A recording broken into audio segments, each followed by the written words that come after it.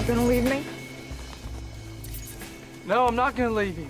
Nobody's leaving you. Because I will leave you first. It's not funny. Ain't Them Body Saints, on the surface, is about an outlaw running through Texas hill country in the 70s trying to get back to the loves of his life. People have said it's a romance, they said it's a Western, a period film. How would you describe it as the director and screenwriter?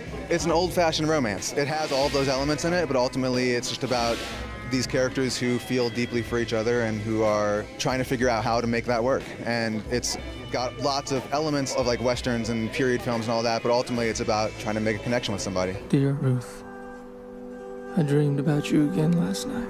Talk to me about Ain't Them Body Saints. Who do you play in the film and how are you involved? I portray a character named Sweetie, and I'm a very close friend to Bob Molden, who's Casey's character, that gets into some trouble and needs some help. He turns to the person that he can trust, that he's 100% sure won't betray him, and I kind of help him through a very tough time. And you see a lot about our relationship. It's a really deep friendship, and we've known each other for years and years and years in the film, and there's a depth to it that I think that people will connect to, because we all have those people that worst came to worst. Even if we haven't talked to in 5 years, something goes wrong, we can pick up the phone and we know they'll be there. Have you seen him? Sure haven't. Talk to me a little bit about production. The biggest hurdle probably being that it's set in Texas and that we shot in July was that it was 110 degrees. Regardless of the budget, that was always going to be a problem.